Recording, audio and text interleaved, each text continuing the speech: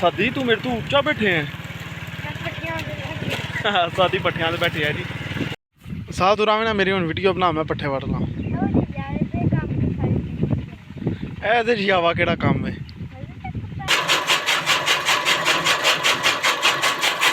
कि मेरा 6 फुट कद है। ਇਹ ਤੁਸੀਂ देख सकते हो कणक की हाइट की है।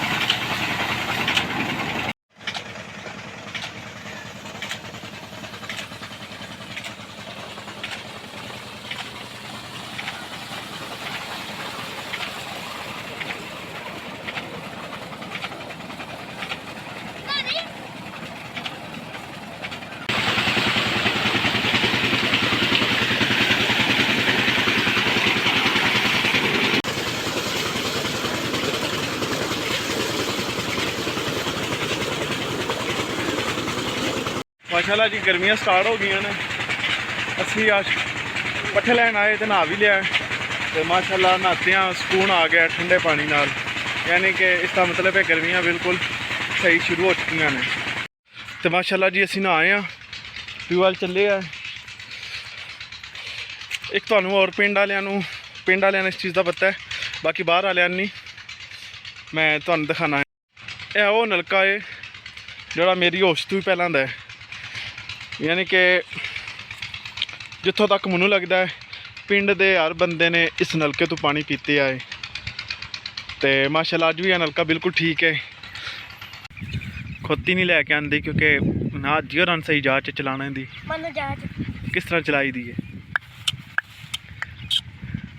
इस तरह ते रस्से दो मारी देने ऐसा खुद ही चलाई दी है। सादी गया थक जी। 7 दिन 2 छुट्टियां होंदियां ने हफ्ते इतवार नूं। बाकी स्कूलों में तो नहीं होंदियां लेकिन APS स्कूल दे विच 2 दिन छुट्टी होंदी है।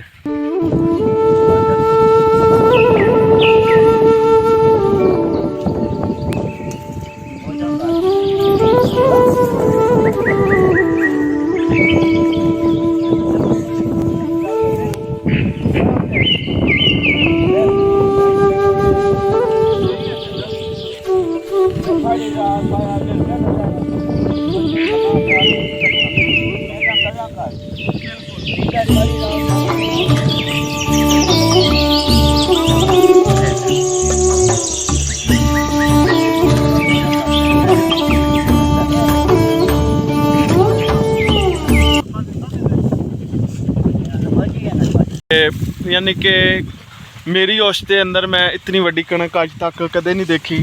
यानी कि मेरा 6 फुट कद है। यह तुसी देख सकते हो कणक की हाइट की है। यानी कि 5 फुट हाइट है इस दफ़ा कणक की। मैं अपनी जिंदगी किरे नहीं देखी है। होवे दी बहुत जगह तो होती लेकिन साडे एरिया पहली दफ़ा मैं इतनी हाइट देखी है इस दफ़ा फसल की। तो माशाल्लाह अल्लाह पाक दी शानां ने साडे कोल बयान हो ही नहीं सकदियां जितनी बयान करने की कोशिश करिए। माशाल्लाह जी असी पट्ठे वढ़ ले ने। सादी देखो कितने बैठे आए मोटरसाइकिल के पट्ठे लदे ने।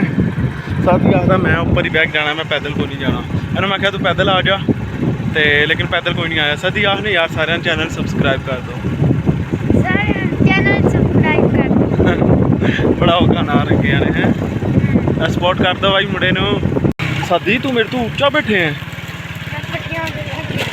सादी पट्ठियां ते बैठे है जी ते तां वास्ते उच्चा लग रहा है। पट्ठे ने ते जा रहे हैं डेरे ते जाके बाकी जेह्ड़े अपने इस काम ने थोड़े नाल शेयर करते ते सादी भी दौड़ा आ जाए।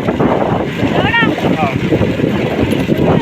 मेरी नीयत है बिल्कुल साफ ते सीधी नहीं जरा जितनी बल रहता दांदी वेद के लीड वाटी की तिहाड़ परेशानी हल मैं समझियां घड़ियां आईयां देख संगे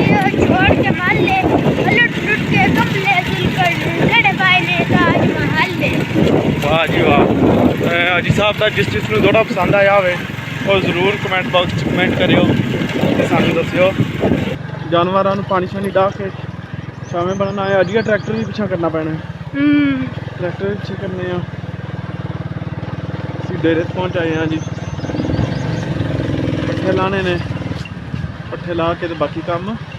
ਡੇਰੇ 'ਤੇ ਪਹੁੰਚ ਆਏ ਹਾਂ ਜੀ, ਲੇਕਿਨ ਸਾਧ ਨੂੰ ਢਾਲਣਾ ਹੈ। ਸਾਨੂੰ ਮਸਲਾ ਬਣ ਗਿਆ ਸਾਧ ਕਿਸ ਨਾਲ ਢਲੇਗਾ। ਸਾਧ ਵਾਸਤੇ ਦੀਵਾਰ ਨਾਲ ਮੋਟਰਸਾਈਕਲ ਲਾਇਆ ਤੇ ਸਾਧ ਇਹ ਦੀਵਾਰ ਤੇ ਢਲ ਗਿਆ ਜੇ। ਸਾਧ ਸ਼ੁਕਰੀਆ ਤੇ ਅਦਾ ਕਰਦੇ ਯਾਰ, ਆਨੂੰ ਮਿਹਰਬਾਨੀ। ਅੱਛਾ ਯਾਰ, ਅੱਜ ਸਵੇਰ ਸਾਧ ਦਿਨ ਠਾਣਾ ਹੋਇਆ ਮੈਂ ਚਾਰਪਾਈ ਤੋਂ ਅਸੀਂ ਲੱਗੇ ਸੀ ਮਜ਼ਾਕ ਹੀ। ਮੈਂ ਚਾਰਪਾਈ ਪਰਤਨ ਲਗਾ ਸੀ ਔਰ ਸਲਿੱਪ ਹੋ ਗਈ ਹੱਥ ਵਿੱਚੋਂ। ਸਾਦੀ ਨੇ ਇੱਥੇ ਲੱਗੀ ਹੈ, ਇੱਥੇ ਥੋੜੀ ਜੀ। ਸਾਦੀ ਮਾਫ ਕਰ ਸਾਡੀ। ਚੱਲ ਮੈਂ ਵੀ ਮਾਫ ਕੀਤਾ, ਜਾ।